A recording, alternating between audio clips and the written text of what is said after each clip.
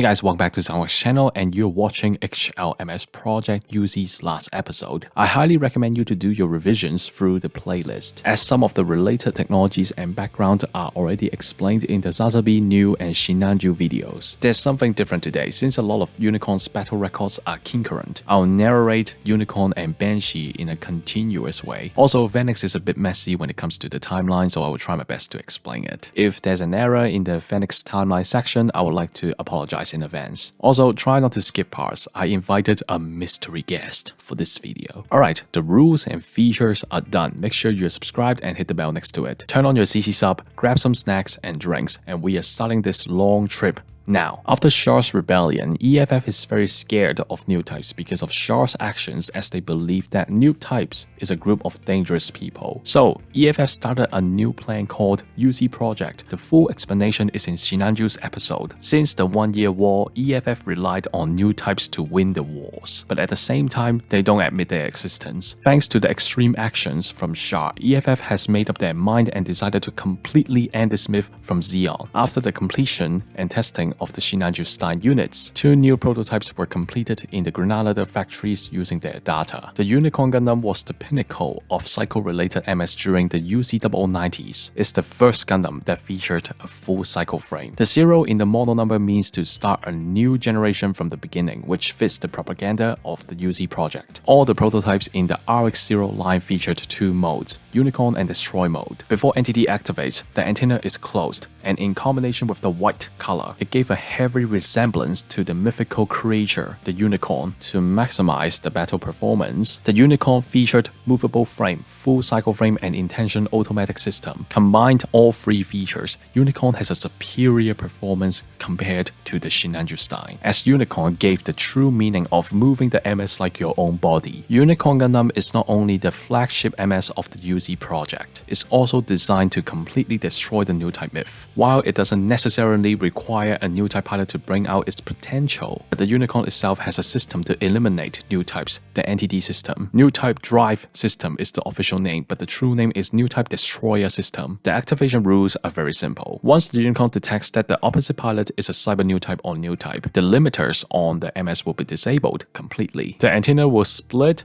and reveal the traditional Gundam antenna. The armor on the head will reposition and change to a Gundam face. The biosensor and cycle frame will react together, creating an I feel like barrier around Unicorn. The internal cycle frame will be exposed and glow, but as to why the cycle frame will glow or why the colors are different on each Unicorn, there is no explanation at all. During NTD's activation, Unicorn will be taller, all hidden thrusters are now opened. The performance and output will be at maximum settings. The speed is incredible too, as it takes a very short time between ignition of the thrusters to propelling the MS to braking, as if the MS is teleporting. With the NTD on, Unicorn can perform precise movements. The pilot and the machine are fused into one and is a true beast on the battlefield, since NTD will place a heavy burden on the pilot. In order to keep the pilot alive and make sure he or she don't faint in the cockpit, the pilot must wear a special suit that contained a medicine called DDS. DDS is a special medicine that will constantly inject into the pilot. The function of this medicine is to improve the blood circulation and suppress the metabolic stagnation caused by intense acceleration, considering that the medicine is only keeping the pilot awake, and that a normal person's brain and body cannot tolerate high G-force for a long time. NTD's activation time is limited to 5 minutes. However, if the system detects that the pilot is entering into a bad condition, NTD will shut itself down to protect the pilot. Depending on the pilot, NTD can activate or shut down at any time, but that's when a new type pilot has a strong willpower to control the system. For example, Balaji can activate and shut down the NTD system whenever he wants. He also can extend the NTD timer by himself because his new type powers are very strong. Speaking of new type powers, NTD system is not just for simple use like performance enhancing. NTD system is the key to suppress and disarm the so-called new type MS. Cycle hijack is the first anti-new type tactics, which is not an exclusive feature of the Unicorn. In the first Neo Xeon war, LP Pulu hijacked the reflector bits on the Cycle Gundam Mark II. The reason why cycle weapons can be hijacked is simple. The brainwaves from new type is just like any wave. If your brainwave's frequency is higher, then you can override the other pilot's brainwave, thus hijacking their cycle weapon. The case on Unicorn is the same. Since Unicorn has a full full cycle frame, so with a new type pilot, it's very easy to override the authorities. With the same theory, Rose and Sulu's cycle jammer can shut down NTD because the jammer's frequency overrides NTD system's frequency. Once the emotions got to a certain point, the cycle frame will resonate and create the warm flight. The cycle frame will turn green and actualize the pilot's thoughts, a state known as the awakened form. When the pilot sync with the cycle frame and intention automatic system, NTD mode will enter into the third mode, Destroy Unchained. Destroy Unchained will expose more cycle frame and unlock more features of the Unicorn. Unchained mode is very hard to master as it can either attack mindlessly or used for good. When the pilot lost their cool, the machine will cooperate with the feelings and transform the emotions as attack buff. When the pilot no longer has a clear head to think,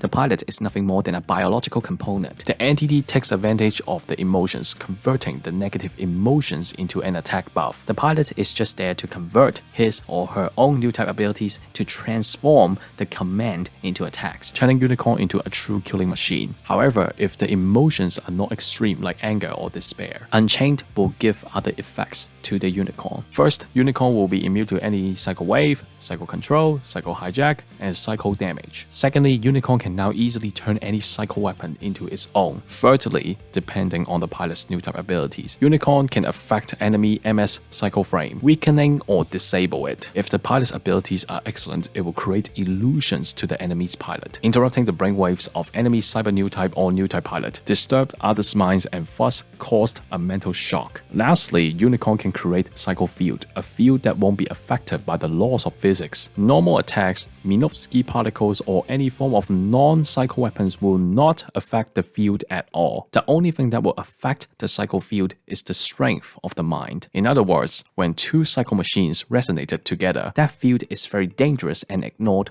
or no laws. Additionally, when two cycle fields clash together and the brainwaves are in the same channel, the two pilots can communicate through mind and understand each other. Once NTD and the pilot reach to an unknown level, the cycle frame will detach from the Unicorn and expand. This form is called Luminous Crystal Body. It is an accident within the cycle frame and is unexplainable. During this form, the MS is no longer controlled by the cockpit controls but with the pilot's mind. While Unicorn is in crystal body form, Unicorn can use all three modes, abilities, and features. And on top of that, Unicorn obtained new abilities that can't even be explained. The unexplainable abilities include time manipulation, matter control, dimension travel, teleportation, creating a new dimension by itself, and able to carry a world's matter into another dimension. At the moment, I can't find more information on the crystal body form, so let's end here. Dizzy from the NTD explanation, we'll take a break and learn Laplace program. Laplace program is a hidden program in the Unicorn's OS. It's secretly added by Cardia's Fist. Laplace program will guide the true new type to the Laplace box. What is Laplace box? In the beginning of the UC timeline, the first Prime Minister of Earth Federation, Ricardo Martinez, along with other countries' governments, they signed the Laplace box, which is a stone tablet. However, during the Laplace speech, a terrorist group attacked the Laplace colony. The explosion killed everyone in the colony, including Ricardo Martinez. One of the terrorist members, Siamu Fist, picked up the stone tablet out of luck and coincidence. Siamu blackmailed the Earth Federation to get benefits and money. With those privileges and money, the Fist Foundation was created. In the UC60s, the famous new type speech was delivered by Zeon Zum Daikun. Although the Earth Federation never admits new types, they surely relied on them to win wars. In the 1 Year War, the situation was changed because of Armor Ray. Then Camille Bidan put an end to the Titans by killing Optimus Shirako. In the first Neo Zeon War, Judo Ashita and the Gundam team successfully defeated Neo Zeon. Lastly, Armor Ray performed the miracle and saved the humanity by pulling the Axis away with the cycle frame. Despite new types helping the Fedis, their powers are mysteries and considered unreliable. The Earth Federation successfully kept its authorities and peace because of new types, but the examples proved that Zeon Daikun's speech and idea was right. When some ideas are right at the cost of endangering the Federation's government, denial arises. As I said, the beginning of UC project is to eliminate new types, but this goal itself is unethical considering new types save the world a lot of times. Alright, so back to the stone tablet. There was a law erased from the records after the terrorist attack. Article 15, Chapter 2. In the future, should the emergence of a new space-adapted human race be confirmed, the Earth Federation shall give priority to involving them in the administration of the government. The first US government made this law because they believed that humans will evolve, but the stone tablet was lost, so nobody knows this law. Back to the LAPLUS program. This program was added after the Fisk Foundation used their authorities and transferred Unicorn into their own facilities. On surface, LAPLUS program is a biometric registration system, but once the system detects the pilot is a true new type, it will slowly reveal the box to the pilot. The whole journey starts from Industrial 7, then the next point is the LAPLUS wreckage, meeting it exactly at midnight Greenwich time. After Unicorn landed on Earth, the next destination is Torrington Base, which is witnessing the colony wreckages from Operation British. In the novel, the program shows the destination to be Dakar instead of Torrington Base. It's assuming to be either visiting the Federals' history or Shah's speech. The last destination is back to Industrial 7, which is the place where it all begins. In the end, the LAPLUS program will guide the right person to the box,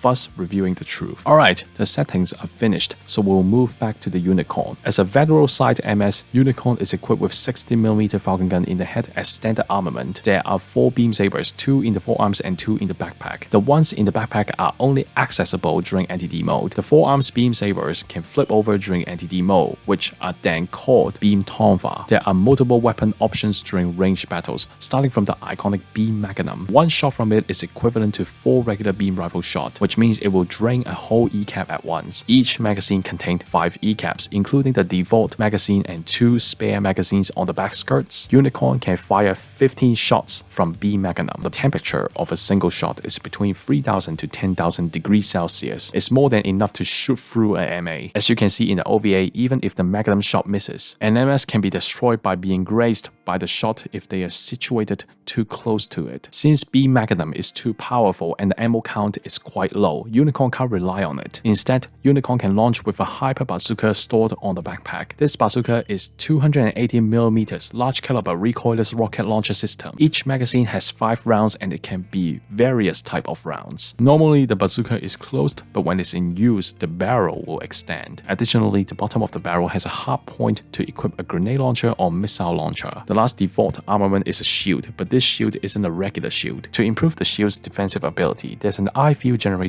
in the center. During NTD, the eye field generator will be revealed along with 4 cycle frame panels that forms a X shape. The cycle frame in the shield isn't decoration, as it allows the shield to be a thrusterless funnel that deflects shots or attack the target. Lastly, there are hard points on the back of the shield. Unicorn is equipped with 2 beam couplings on the back of the shield after the Battle of Palau, but the hard points can also store other weapons. During the Battle of Palau, Unicorn used beam gatling to fight, which was originally for Chatelier. It's developed from the one on Yakadoga during Shah's rebellion. It has good power and capable of high-speed firing. As is shown in the OVA, this weapon can shoot down a Dolizon easily, but because this weapon isn't registered in the Unicorn's OS, so it takes time to download the data before it can shoot. How did Unicorn somehow download the data of this weapon? AE made most weapons universal since the Grips War. Unicorn was first piloted by an unknown pilot and fought a group of silver bullets for testing. 3 silver bullets used their incoms and grabbed the Unicorn, which this event triggered the NTD system. Unicorn quickly took out 3 silver bullets right before it went for the 4th kill. NTD was shut off and the pilot was killed because of the massive G-force. In the OVA, it's just Unicorn flying around in the debris to test its mobility. Later, Unicorn was handed to Balaji Lynx before Kalia's fist was swallowed by the explosion. In the first fight, Unicorn easily overpowered Chatelier, chopping its wings and funnels off without any struggles. Chatelier retreated after the Galantius crew escaped from the Industrial 7. When the Shinanju attacked the Neru Agama, Banaji piloted the Unicorn again after Alberto Fist persuaded him. Unicorn bought some time for Neru Agama and fought Shinanju, but Banaji can't hit the Shinanju until NTD was activated. Then he walked right into the trap and got knocked out by Chatelier, and the Sleeves also took him back to Palau. After the battle, Neru Agama and Ekos cooperated together and decided to attack Palau to rescue Banaji and Unicorn. As Unicorn successfully got out of Palau, the Sleeves retreated and left Chatelier alone to fight the Unicorn. The purpose of the isolation was to collect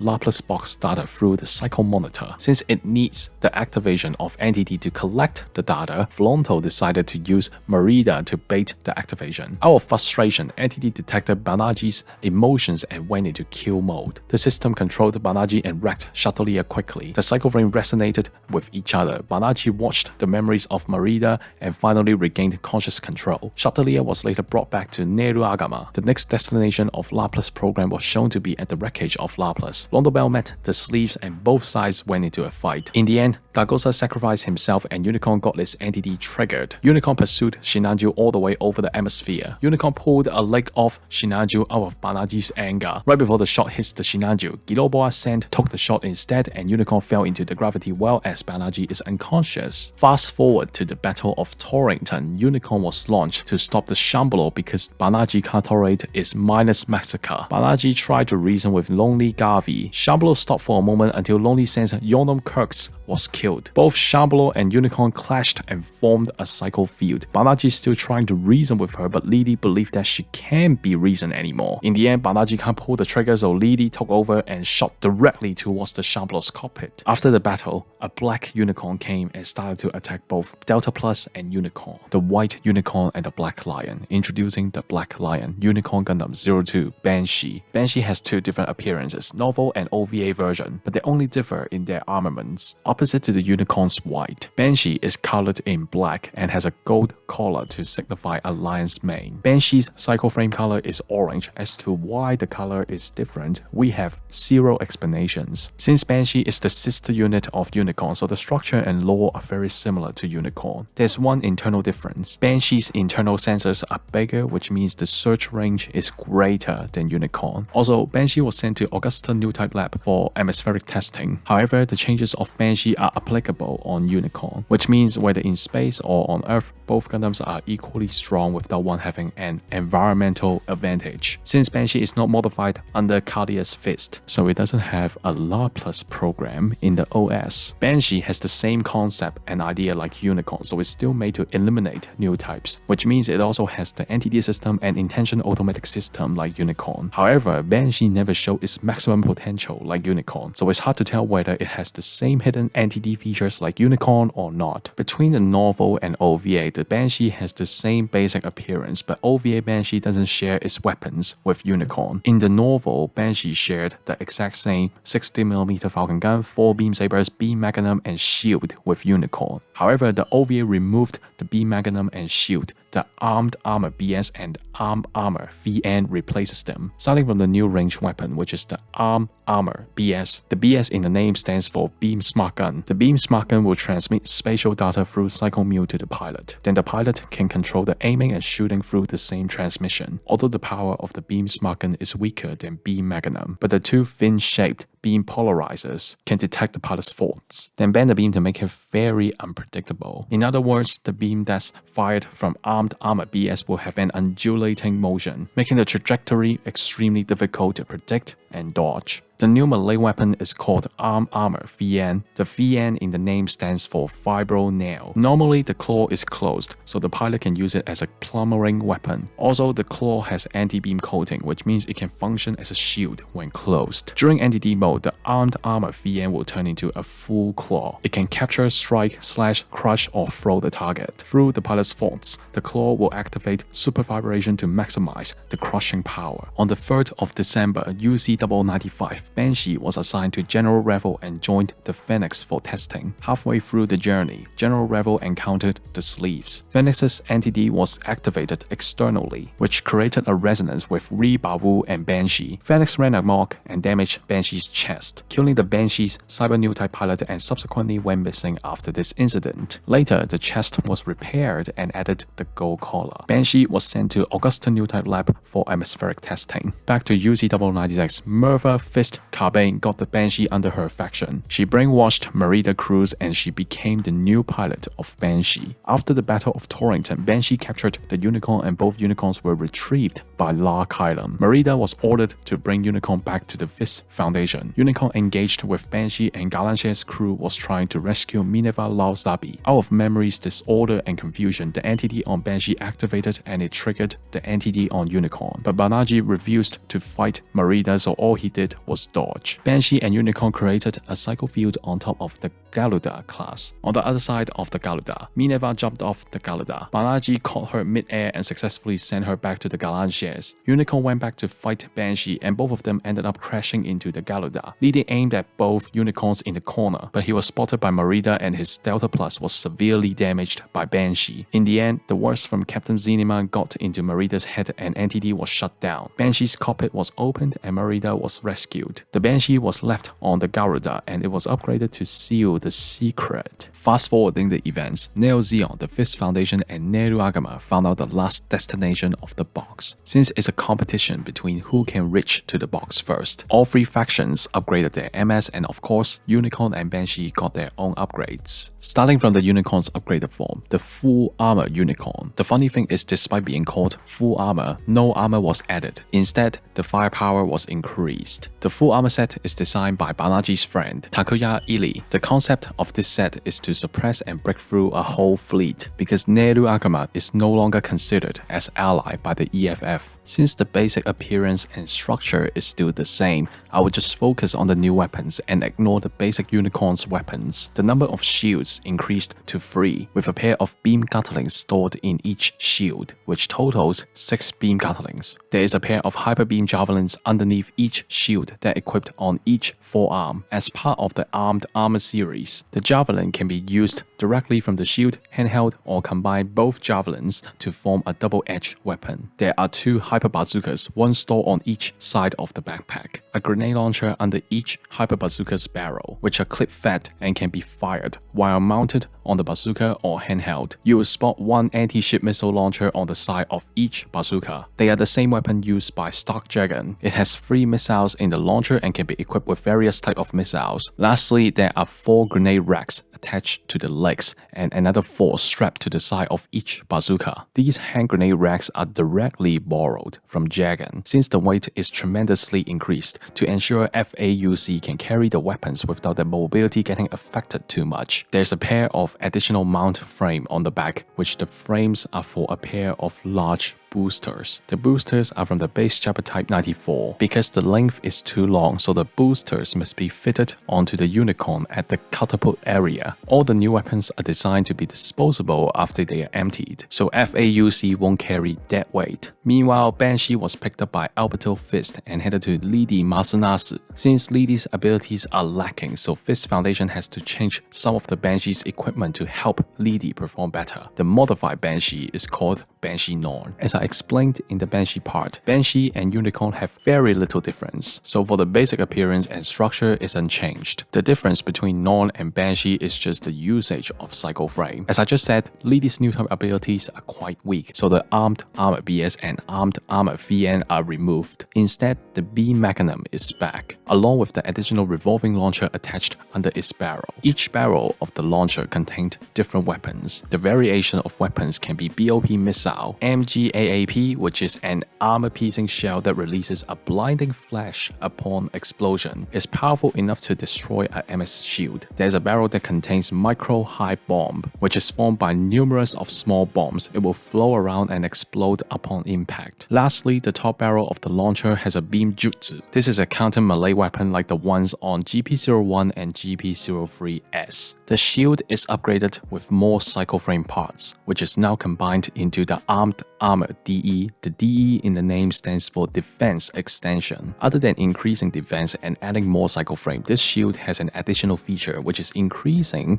the Banshee Norn's speed. There are 4 thrusters on the top and 2 thrusters at the bottom of the shield. When it's equipped on the backpack, it works like the shield booster from the TR series. Despite the speed being inferior to the base Jabba, Banshee Norn is technically flying faster than Unicorn. Additionally, the DE unit can be used as makeshift melee weapon via directly stabbing the opponent with the shield, because Lidi cannot make the shield fly around like a funnel, so there's a mega cannon in the shield to give another range option. The mega cannon can be fired from the shield or during shield booster mode. To improve the Banshee Norn's performance, there's an add-on unit on the backpack, which is the Armed Armor XC. The XC in the name stands for Xeno Connect. This add-on is developed from the data of Nitro system. The function of it is to increase the Psycho Mu waves detection, which makes weak new type pilots or old types to trigger the NTD system easier, since the add-on is directly mounted over the backpack, so the beam sabers on the backpack are now relocated in the XC unit. Here is a little fun fact for you. Banshee Norn never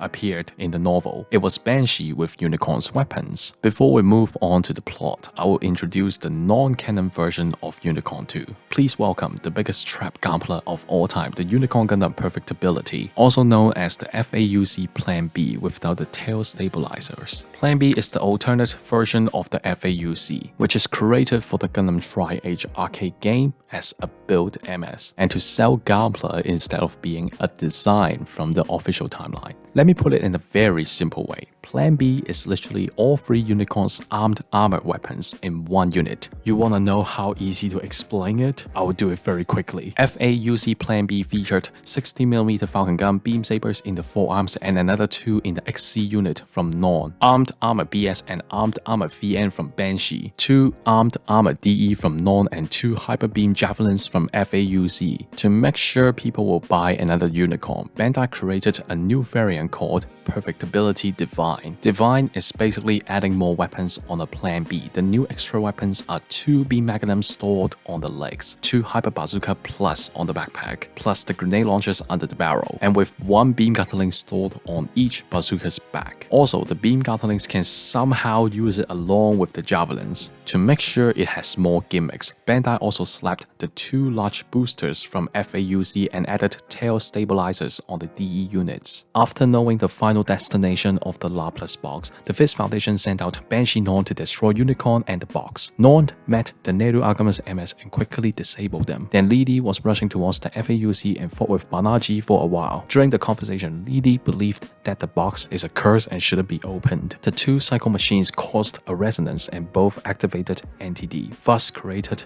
a Psycho field. Marida interrupted the battle between the 2 Unicorns, so FAUC finally had a chance to help Neru Agama and the MS Squad to break through the Neo Zeon's attacking forces line. Angelo found Banaji and trapped Unicorn with the Psycho Jammer. Unicorn's NTD was forcefully shut down. On the other side of the battlefield, Chatelier repaired, stole some time for the front line and pushing back the Banshee Norn. Through the Psycho frame, Lidi picked up everyone's emotions and thoughts, but because his mental state was extremely unstable, he was reverse controlled by the NTD system and shot down Marida. Her death affected Banaji so much and Unicorn broke through the Psycho wave limits, then unlocked the Destroy Unchained mode. Unicorn easily overpowered the Rosen Sulu, then created an illusion to Angelo. Angelo cannot pull himself out from the illusion and completely accepted it, which ended up he stabbed his Rosen Sulu with the Incom. After the first battle, Banaji and Minerva entered into the Meganica. They met Saiyamu Fist and learned the truth of the Laplace box. As the negotiation failed, Fulongto decided to take the box by force and Neo Zeon was attacking the colony. Gao Chen attempted to stop the Neo Zeon with his silver bullet, but it was wrecked quickly and Neo Zeon was about to end it. Right before the final blow, Banaji called the Unicorn and protected Gao. Unicorn went straight into Mirage Light mode and fought with Neo Zeon briefly. After Neo Zeon retreated from the colony,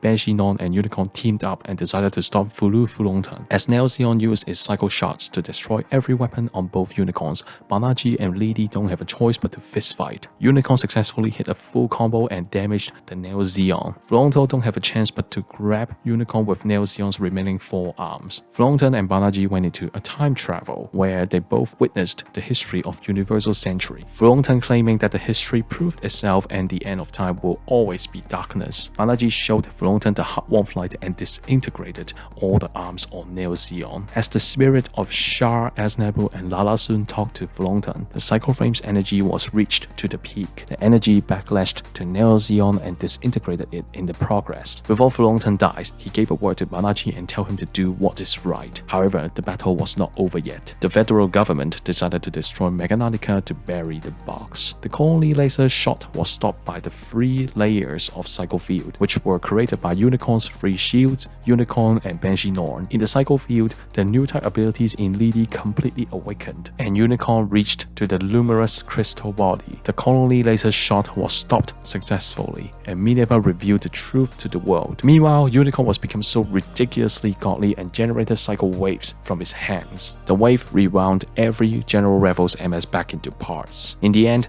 Banaji gained his consciousness back and flew back to Mechanica. In the novel, Banaji fused together with the Unicorn. The novel didn't say he is dead or not, but it's hinted that he is no longer in human form. After the third Neo Zeon War, Unicorn was sealed away with tape, wouldn't you believe it? And never operable again due to the crystallization in the joints. While Banshee Norn was given back to the Federation as Lily became a politician. Now since we're talking about a demon next, let Zethi hand it over to me, your tame demonologist. Introducing the last sister unit of the Unicorn and Banshee, the Unicorn Gundam Unit 3, Phoenix.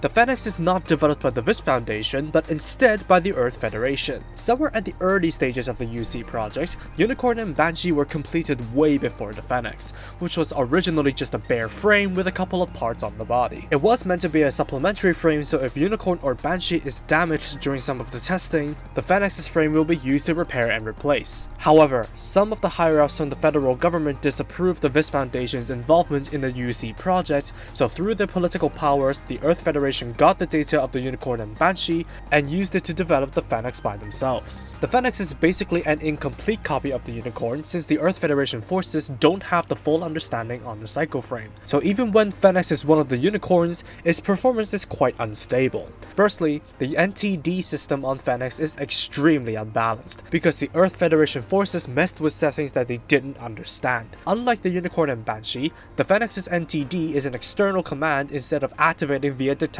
new types. So to prevent the pilot from triggering the NTD, be it accidentally or willingly, there is a Psycho Wave restrictor in the cockpit to make sure that the Earth Federation forces is in control of the NTD instead of the pilot. However, since the Earth Federation's forces was messing with the system that they were not familiar with, the restrictor will inflict mental damage and instability on the pilot, which is the reason why it ran amok and went missing in Universal Century 0095. Again, the structure and lore of all 3 Unicorns are nearly the same, so we will just skip ahead to the weapons. Just like the Unicorn's standard armaments, there is a pair of 60mm Vulcan guns in the head, 4 beam sabers, and a beam magnum. Additionally, there is a pair of armed armor DE shields on the Phoenix's backpack. Since Rita Bernal, the pilot of the Phoenix, has strong new type powers, she can make the DE units fly around as thrusterless funnels. In the Gundam narrative story, the Phoenix has a tail stabilizer on each of the DE units, but it was never explained how the Phoenix acquired this add-on. As Zethi has said in the intro, the Phoenix's plotlines are super messy and a lot of the stories aren't even translated, so he has tried his best to give you a brief knowledge of the plot instead of going into details, because Phoenix has appeared in the narrative movie, 2 mangas, 3 novels, and a Mobile Suit Variations book. After the Phoenix incident, the pilot, Rita Bernal, was assumed to be lost along with the Phoenix. At some point after the Phoenix went missing, Rita died in the cockpit and her consciousness was fused with the Psycho Frame. The fusion between machine and soul also made Phoenix act independently, almost like a ghost. Later, Phoenix inexplicably came back and attacked Jolien Day and the squad. The Gundam G-Force DX fought with the Phoenix briefly, but suddenly the Phoenix was shut down and later captured by the Nitro unit. After the capture, a federal officer, Locke Hawker, found that the cockpit was empty and decided to convert the Phoenix into his own squadron's use. Then, an early version of the Armed Armor XC was equipped onto the Phoenix, along with the Nitro system. Since the Phoenix's NTD was flawed, adding both the Nitro system and the XC unit just made it worse. In one of the battles, the Gundam G-Force DX was overpowered by Xanadu, not to be confused by the Extreme Gundam Xanadu. Jolien was captured by a Xanadu unit and brought back to the Nitro unit's base. After the capture, Jolien was forced to pilot the Phoenix, and under the flaws of the Phoenix's NTD system, he turned into a mindless killing machine and lost his consciousness as well. With the powers of the Rebawu, GeForce DX, Gundam Delta Kai, Prototype Double Zeta Nitro version, and Fresburg Core combined, they finally stopped the Phoenix and the cockpit hatch was opened. Jolien was rescued, and Phoenix ran away and disappeared again. In Universal Century 0097, the Phoenix came back after the resonance from Unicorn and Banshee's Psycho-Frame. The Shazar team participated in the Operation Phoenix Hunt, but the Jesters were incapable of catching up to the Phoenix while it dodged every trap and attack. The situation changed when the narrative Gundam Apex arrived, and despite Yona Basta's subpar piloting skills, he successfully slowed the Phoenix down and captured it with a Psycho Capture at one point. But Phoenix's powers were too strong and the Apex was slowly falling apart. Yona didn't go for the final blow, but tried to communicate with Rita's remnant consciousness, discussing their belief of heaven like the demons, Marquis Phoenix's, hopes to return there. However, he missed the perfect chance to shoot down the Phoenix and it ran away again. In the next battle, Yona was getting thrown around by the Shinanju Stein, but he was later saved by Phoenix's DE units. Michelle saw a chance and forcefully activated the NTD system on the narrative Gundam B-Pax. Meanwhile, on the other side of the colony, the second Neo Zeon arrived and resonated with the narrative Gundam B-Pax. It caused a Psycho hijack and narrative docked with the second Neo Zeon, fueled by Yona's recurring anger and memories. Yona blames Michelle and calls her a liar for what she did in the past. The NTD system responded to Yona and the second Neo Zeon was about to destroy the colony, but Rita swooped in and used her consciousness and calmed Yona down with a childlike voice. In the end, both sides retreated and the Phoenix left the colony, traveling at light speed. In the final battle, the second Neo Zeon single-handedly destroyed the mobile suit teams from General Revel. The Phoenix came and guided the pilots to attack the second Neo Zeon's weak spots, but Phoenix cannot fight the second Neo Zeon because it might trigger the helium-3 canisters around them. As the Phoenix was tangled up, the narrative Gundam C-Pax came and Phoenix lent its power to Yona, which the narrative Gundam C-Pax used to easily disintegrate 2 of the second Neo Zeon's arms. Then, Zoltan decided to blow up a helium-3 tank to end the battle, but the attack was blocked by the Phoenix. It was then picked up by the wire bits of the second Neo Zeon and started to have its power drawn from it, but Michelle sacrificed her life to make Yona forgive her. He then rushed into the second Neo Zeon and the core fighter was saved by Banagher's silver bullet suppressor. Yona then successfully boarded the Phoenix. With the power from the 3 friends, the Phoenix easily shredded the second Neo Zeon and pinned the charging Shinanju Stein onto it. Before Zoltan died, he used his last will and triggered all the helium-3 tanks. By using the Psycho-Frame parts scattered by Michelle Luo and Brick Teclato, Phoenix accumulated the power and generated a pair of large wings. It then reversed the helium-3 reaction and dematerialized the second Neo Zeon. The Phoenix left the world once again after the task was complete. Fast forwarding to 500 years after the correct century, welcome to the Reguild century, which leads us to the G-Phoenix. The G-Phoenix is a replica of the original Phoenix, and the Capital Army found the blueprints in the Rose of Hermes. But Zethi couldn't find that there is any setting difference between the Phoenix and the G-Phoenix except for the aesthetic difference, of which the G-Phoenix is now painted metallic grey and the Psycho-Frame glows red. And since the G-Phoenix is a replica, the armaments are identical to the Phoenix. The G-Phoenix was made by the Capital Army and piloted by Mask, aka Lewin Lee. Despite the excellent performance of the Phoenix, Mask couldn't use it to its full potential. He shot down the assault pack of the G-Arcane, but he was then pushed back in Unicorn mode. Later, the NTD was finally activated and Mask threw the G-Arcane into a big fuel tank. The G-Self came to fight the G-Phoenix, but it didn't win and got knocked down by the G-Self. Some of Mask's battalion came to pick him up after the fight, but what happened to the G-Phoenix after the defeat was unknown. Thanks for watching the Unicorn episode. The Project UZ has officially finished and the next series will be what you guys voted for in the community post, which is the Zeta Gundam line. Now, I do want a bit of rest before starting another long UZ lore, because Unicorn already fried my brain and I will cover something relaxing for the next couple episodes. If you want some revisions, the playlist is in the description and you can always go back to start the whole series again. Special thanks to RafX for trimming the audio for me. Feel free to check out his channel, which is linked in the description. Another special thanks to MJ2005 Gundam for joining today's episode. Please check out his channel, it's linked in the description. Make sure to subscribe and hit the bell next to it if you want to watch more episodes. Feel free to join my Discord and I will see you in the next video. Goodbye.